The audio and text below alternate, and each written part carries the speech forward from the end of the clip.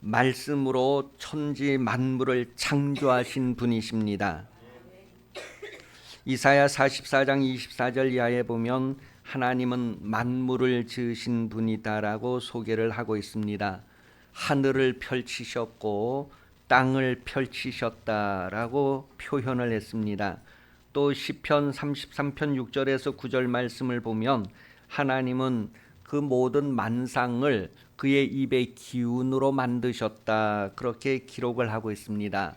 이 세상의 많은 모양이 우리 눈에 보이잖아요. 그 모든 만상이 다 하나님의 입의 기운으로 만들어졌다라고 말하고 있어요. 그리고 하나님께서 물은 바다에 모으시고 또 티끌은 다 이렇게 육지로 모으시고 한 그런 내용까지 표현을 하고 있습니다. 그러면서 하나님께서 말씀하시는 그대로 다 되었다라는 표현을 또한 하고 있어요. 이렇게 만물이 세상에 존재하는 그 위치와 그 존재의 의미가 예수 안에서 예수와 연합하여서 함께 존재하는 데에 있다라고 성경이 확인을 해줍니다. 골로새서 1장 16절에서 17절 말씀에 보면 만물이 그에게서 창조되되 하늘과 땅에서 보이는 것들과 보이지 않는 것들과 혹은 왕권들이나 주권들이나 통치자들이나 권세들이나 만물이 다 그로 말미암고 그를 위하여 창조되었고 또한 그가 만물보다 먼저 계시고 만물이 그 안에서 함께 섰느니라.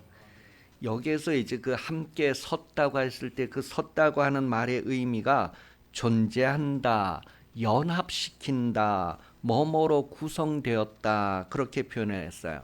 그런데 어디에 존재한다고요? 위치가 어디라고요? 예수 안에서, 그 만물이 그 안에서 함께 존재한다, 함께 연합되었다, 그렇게 표현을 하고 있는 거예요. 그러니 여러분이 지금 어디에서 무슨 삶을 살든지 그게 다 어디 안에 있다는 거예요? 예수 안에서 예수와 함께 세워지고 연합되고 존재하도록 그렇게 하나님이 지으셨다는 거예요. 하늘의 별들도 다 예수 안에서 자리가 주어졌고 의미가 있다는 것을 말합니다. 여러분도 다 모양이 다르지만 여러분들의 인생도 하나님께서 다 예수 안에서 함께 존재하는 자로 구별하셨다는 것을 말해주고 있어요. 그러니까 예수가 없이는 내가 존재할 수 없는, 존재가 흔들리는 거예요. 그 예수 안에서 함께 존재하게 되었다, 연합하게 되었다, 그렇게 말해주고 있습니다. 우리 고무풍선을 이렇게 불어보면 공기가 처음에 이래 들어갔을 땐 풍선이 아주 이렇게 쫙 펼쳐지고 단단해 보이잖아요. 그죠? 그런데 바람이 좀 빠지면 어떻게 될까요? 네, 그런 것처럼 하나님과 여러분들의 관계는 말씀으로 연결되고 연합된 관계에 있는데 거기에서 공기가 빠지면 쭈글쭈글해지는 것처럼 말씀이 빠지면 어떻게 될까요? 네, 그렇게 된다는 거예요. 지금 우리가 이렇게 밝은 데서 얼굴을 대할 수 있는 것은 전기불이 들어와서 그런데 만약에 전기가 흐르지 않는다면 이제 이 캄캄 어두워질 거예요.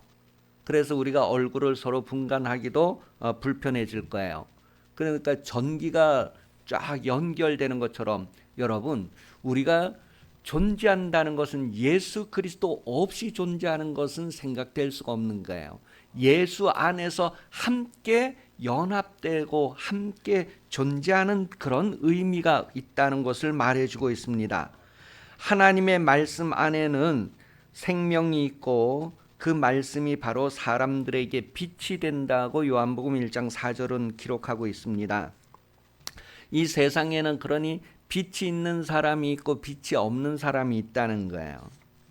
예수와 연합된 존재로 사는 사람이 있고 존재하는 것은 같으나 실제로 예수가 없는 사람, 전기줄은 다 연결되어져 있는데 전기가 흐르지 않는 사람, 전기가 흐르는 사람, 그렇게 구분된다는 것을 말해줍니다.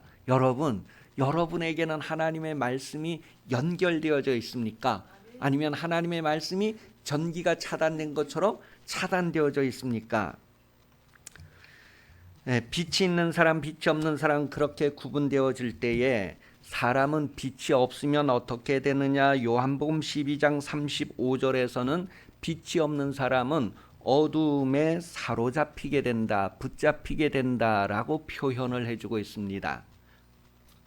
그러니 어두움에 붙잡힌 사람의 특징은 자기가 가는 곳을 알지 못한다. 그렇게 요한복음 12장 35절에 기록을 하고 있어요. 인생 7, 80년을 산다고 해도 거기에서 수십 년을 더 산다고 해도 어디로 가는지 알지 못하고 간다는 거예요. 다시 말하면 어떤 목표나 목적도 없이 헛되이 가는 인생이라는 거예요. 그런 사람의 모습을 마태복음 25장에서는 달란트 비유를 통하여서 우리에게 헛된 인생이 어떠한 모습인가를 보여주고 있습니다. 무익한 인생이라는 거예요. 무익한 것. 그래서 가치 없는 인생, 무익한 무용한 인생, 그런 인생에 대한 처분이 얼마나 엄중한가 하는 것을 마태복음 25장 30절에 기록되어져 있습니다. 이 가치 없는 인생, 이 무익한 종을 바깥 어두운 데로 내어 쫓으라. 거기에서 슬피 울며 이를 갈리라 하니라. 여러분 인생은 무익한 인생입니까? 유익한 인생입니까? 내가 한 여자로 태어나서 한 사람의 아내가 되고 아내로서 남편에게 유익한 인생인가? 아니면 남편으로서 한 아내의 유익한 인생인가? 내가 자녀를 양육하면서 자녀에게 유익한 부모의 삶을 사는가? 아니면 부모에게 유익한 자녀의 삶을 사는가? 형제 자매 사이에도 친척과 이웃 관계에서도 결국은 하나님 앞에서 내가 유익한 자인가 무익한 자인가?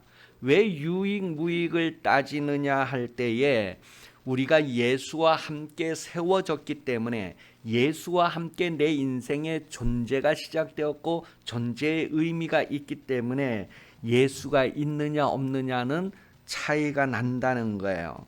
여러분이 누군가에 주어진 보내어진 그 존재의 가치에 향기가 있느냐 없느냐의 차이가 있다는 거예요. 인생의 가치는 썩을 것에 있는 것이 아니라 썩지 않는 데에 있다는 것을 성경은 말합니다. 그래서 고린도전서 15장 42절 이하에 보면 육의 몸으로서 신령한 몸으로 또 영원한 몸으로 그렇게 변화될 것을 이야기하고 있습니다. 처음에 육의 몸으로 시작이 되었지만 실상은 영원한 몸으로 신령한 몸으로 변화되어져 가는 과정을 우리에게 알게 해주고 있습니다. 이렇게 기록되어져 있습니다. 고린도전서 15장 42절 이하에 죽은 자의 부활도 그와 같으니 썩을 것으로 심고 썩지 아니할 것으로 다시 살아나며 욕된 것으로 심고 영광스러운 것으로 다시 살아나며 약한 것으로 심고 강한 것으로 다시 살아나며 육의 몸으로 심고 신령한 몸으로 다시 살아나나니 육의 몸이 있은즉 또 영의 몸도 있느니라. 이렇게 얘기하면서 이제 그 더 원인적인 것을 얘기하면서 이제 아담의 얘기를 시작하고 있어요. 기록된 바 첫사람 아담은 사는 영이 되었다. 그렇게 하고 마지막 아담은 살려주는 영이 되었다. 그래서 예수 그리스도는 아담을 살려주는 이, 여러분을 살려주는 이다라는 것을 말해주고 있어요. 곧 말씀으로 여러분이 살게 된다는 것을 말하고 있습니다. 우리가 이렇게 지금 살아있는 것은 우리 몸에 피가 흐르기 때문에 살아있는 것처럼 우리가 산다는 것은 예수로 말미암아 산다는 것을 얘기해요. 그래서 예수와 함께 존재의 의미가 있고 존재의 가치가 있다는 것을 말합니다. 예수가 빠져버리면 바람 빠진 풍선과 같다는 거예요. 전기 없는 전깃줄과 같다는 거예요. 그러면서 이제 이 세상의 것이 목적이 아니라 바로 영원한 것, 하나님과 함께 하는데 목적이 있다는 것을 우리에게 확인을 해주고 있습니다. 47절 이하에 보면 첫 사람은 땅에서 났으니 흙에 속한 자이거니와 둘째 사람은 하늘에서 났느니라.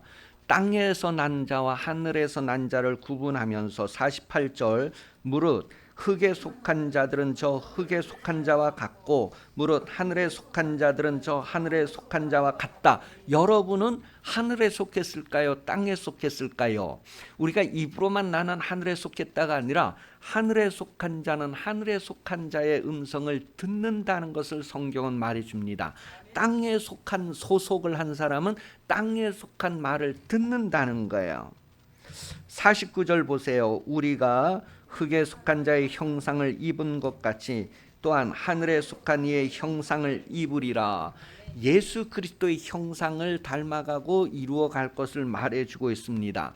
우리는 아담의 형상을 향해 가는 것이 목적이 아니고 하나님의 형상을 향해 가는 것이 목적이라는 것을 말하고 있어요. 이러한 변화가 바로 말씀으로 이루어진다라는 것을 성경은 고린도전서 15장 50절에서 54절을 통하여서 확인을 해주고 있습니다. 썩어질 54절 이하에 보면 썩어질 것은 썩지 아니함을 입어야 된다고 말해주고 있어요. 죽을 것은 죽지 아니할 것을 입어야 된다고 말하고 있어요. 그런 것들이 다 말씀으로 이루어진다라고 확인을 해주고 있습니다. 그래서 베드로도 이것을 깨닫고 베드로전서 1장 23절에 보면 너희가 거듭난 것은 새롭게 시작되는 것은 아담에서 시작된 거 말고 두 번째 예수로 말미암아 새롭게 시작되는 것은 썩어질 씨로 된 것이 아니요 썩지 아니할 씨로 된 것이니 살아있고 항상 있는 하나님의 말씀으로 되었느니라. 구약의 많은 그 날들 동안에 많은 연대와 연대 동안에 하나님은 선지자들을 이스라엘에게 보내주시고 말씀하셨는데 이스라엘은 그 말씀을 듣지 않았다. 그렇게 성경은 확인을 해주고 있습니다. 열왕기하 22장 13절에 보면 너희는 가서 나와 백성과 온 유다를 위하여 이 발견한 책의 말씀에 대하여 여호와께 물으라. 우리 조상들이 이 책의 말씀을 듣지 아니하며 이 책에 우리를 위하여 기록된 모든 것을 행하지 아니하였으므로 여호와께서 우리에게 내리신 진노가 크도다. 다니엘서 9장 6절에도 이러한 내용을 기록했어요.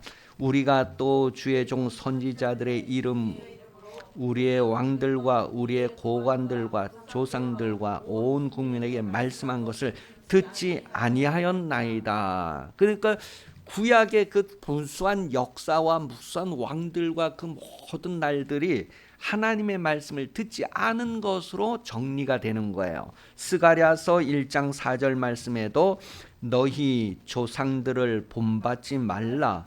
옛적 선지자들이 그들에게 외쳐 이르되 만군의 여호와께서 이같이 말씀하시기를 너희가 악한 길 악한 행위를 떠나서 돌아오라 하셨다 하나 그들이 듣지 아니하고 내게 귀를 기울이지 아니하였느니라. 여호와의 말씀.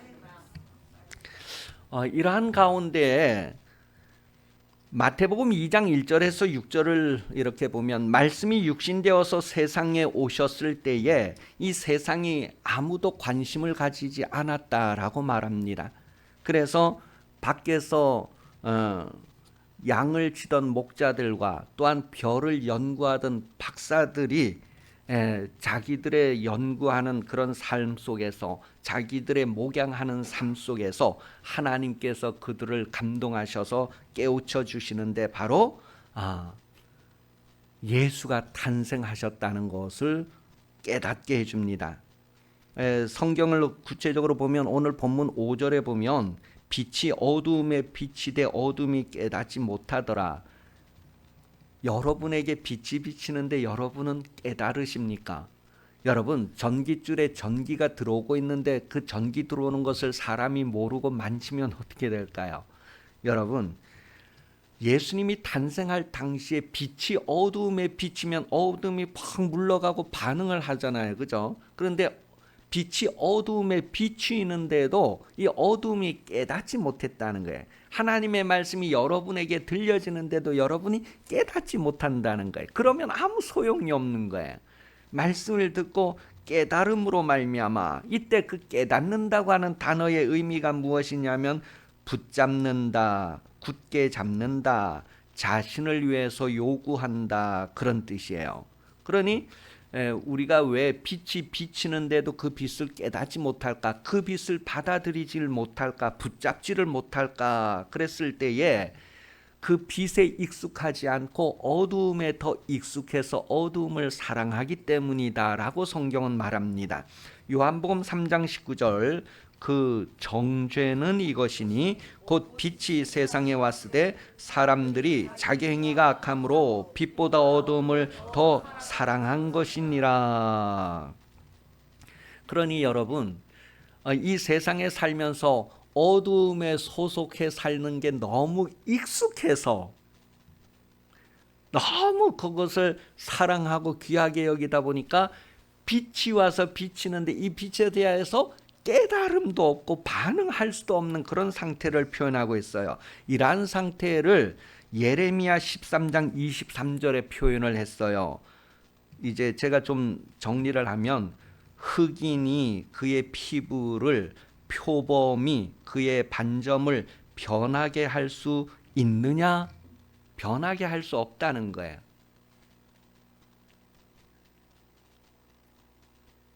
제가 이 흑인이란 단어를 써서 이해를 좀 돕기 위해서, 실감나게 하기 위해서 흑인이란 단어를 썼어요. 흑인들이 피부를 여러분과 같이 변화시키고 바꿀 수 있을까요, 없을까요? 없다는 것을 말해요. 표범의 반점을 바꿀 수 있을까? 없다는 것을 얘기해요. 그러면서 그 다음 말씀이에요. 할 수 있을진데 악에 익숙한 너희도 선을 행할 수 있으리라.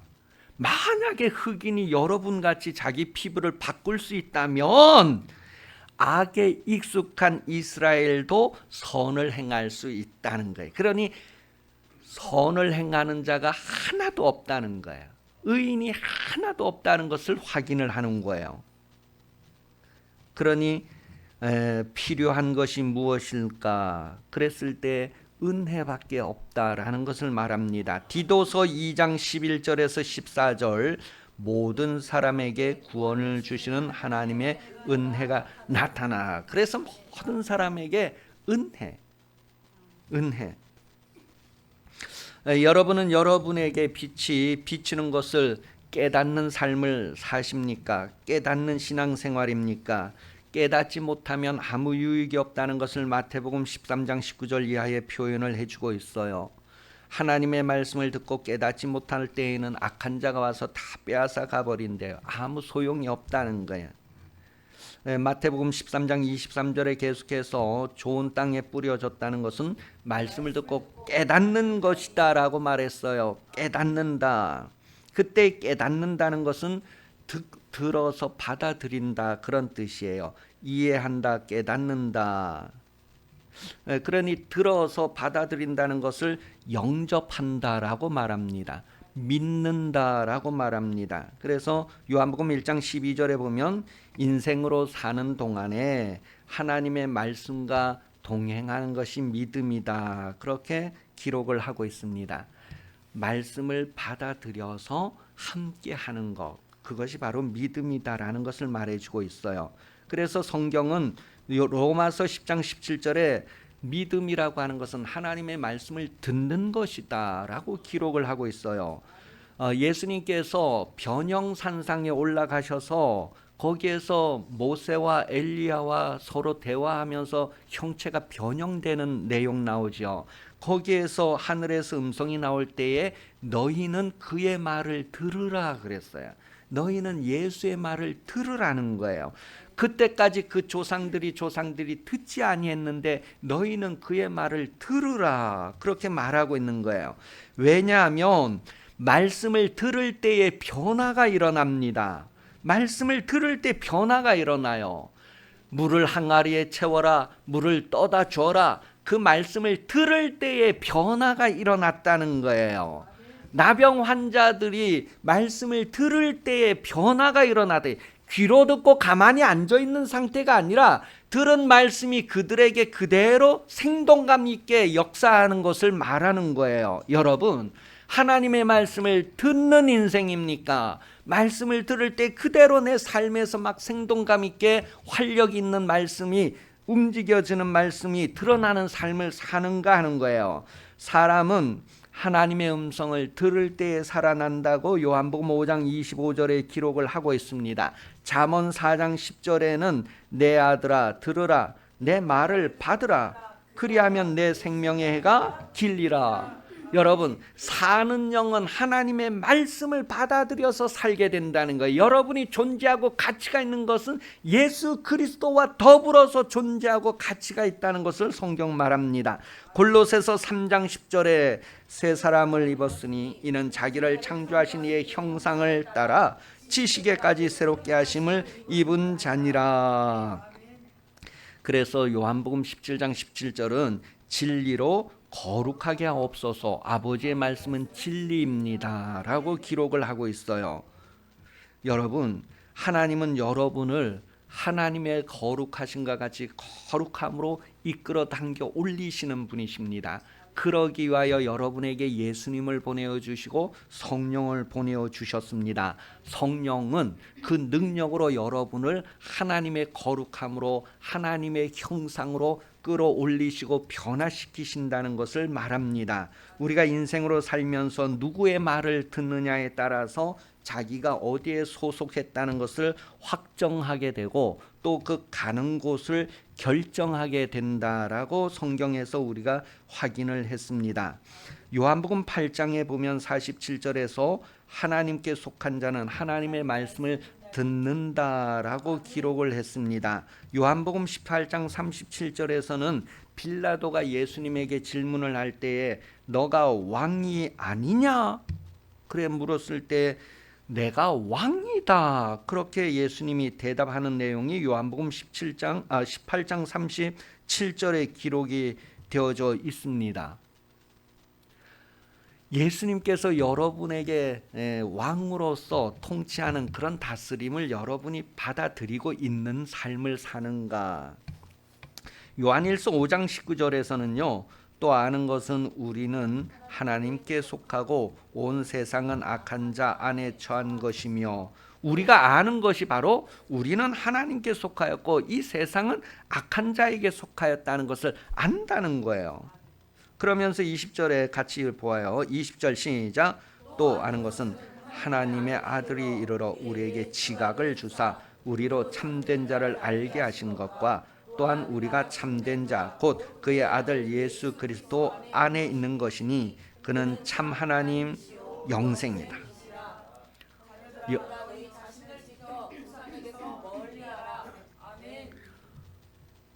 여기 보니까 지금 20절에 또 아는 것은 하나님의 아들이 이르러 우리에게 지각을 주셨다. 하나님을 알게 해주셨다는 것을 얘기해요. 그리고 우리로 참된 자를 알게 하신 것과 우리가 참된 자 곧 그의 아들 예수 그리스도 안에 있다. 그렇게 표현을 했어요. 여러분, 예수 그리스도 여러분의 존재 자체가 처음에 어떻게 존재하게 되느냐 하면 하나님의 입의 기운으로 여러분이 예수 안에서 예수와 함께 존재하게 되었다는 것을 말해요. 예수 그리스도와 함께 세워졌다는 것을 말해요. 그러면서 예수 안에 그랬을 때에 하나님의 보내신 자를 알고 그와 함께하는 이들을 예수 안에 그렇게 표현합니다. 예수 바깥에를 지금 얘기하는 것이 아니라 예수 안에를 얘기하고 있는 거예요. 이 예수 안에는 바로 하나님이 보내신 예수 그리스도를 아는 자들이어야 한다는 것을 말해요. 요한복음 17장 3절에 보면 영생은 유일하신 참 하나님과 그의 보내신 자 예수 그리스도를 아는 것이다 그랬어요.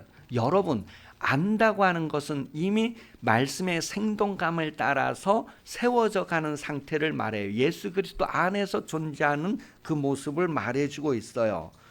그래서 예수 그리스도 안에 있다라고 했을 때에는 하나님의 말씀을 영접하고 그 운동력으로 함께 존재의 의미를 가지고 있는 상태를 말하게 되는 것입니다. 하나님은 그를 자녀라고 불러주시는 것이죠.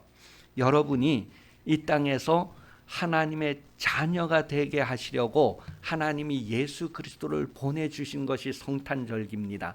예수 그리스도를 여러분이 영접하고 함께 여러분의 인생의 존재의 의미를 깨닫는 거예요. 존재의 의미를 잊게 하신 하나님을 향하는 거예요. 그래서 예수 그리스도의 형상을 본받게 한다는 거예요. 하나님을 본받는다는 것은 뭐예요? 그것을 받아들여서 성취하는 것, 이루는 상태를 말해주는 것입니다.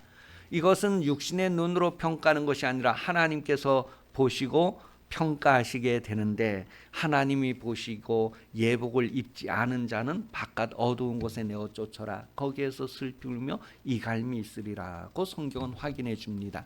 여러분, 왜 그가 예복을 입지 않았습니까?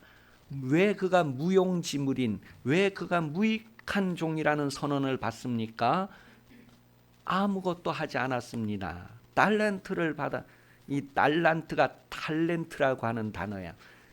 여러 가지 하나님께 받은 것이 있는데 그것을 가지고 아무것도 하지 않은 거예요. 여러분, 하나님께서 여러분을 예수 그리스도 안에서 세우시는 존재의 이유가 있는데 그 이유를 알지 못하고 아무것도 하지 않은 거예요. 그냥 육신적으로 뭐 낳고 죽고 했을지라도, 육신적으로는 7, 80년을 살았다 할지라도 그 모든 것은 다 썩어질 것이네. 이 썩어질 것에 있는 동안에 썩지 아니할 것으로 변화되어 가야 되는데, 이 변화는 말씀으로 변화된다는 것을 얘기해요. 하나님과 여러분들의 관계는 말씀으로 연결되어지는 관계, 존재하는 관계라는 것을 성경은 말해주고 있습니다. 그 예수 그리스도를 보내신 절기에 다시 한번 여러분이 하나님의 말씀을 영접하는 인생으로 확인되어지면서 성공하기 위해서 성령의 도움을 구하고 다시 오시는 예수 그리스도를 만나는 소망이 날마다 새록새록해지기를 예수님 이름으로 축복합니다. 기도하겠습니다.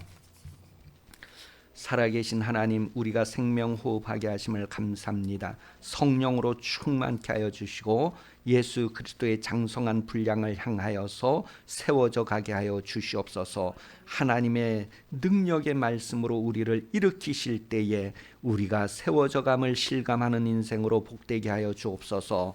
다시 오시는 예수 그리스도 은혜 베풀어 주시며 하나님 아버지 사랑하심과 성령 감화 감동 역사 인도 교제 보호하시는 은총이 성탄절기를 기뻐하며 함께 모여 머리 숙인 성도들 위해 영원토록 함께 하시기를 간절히 축원하옵나이다.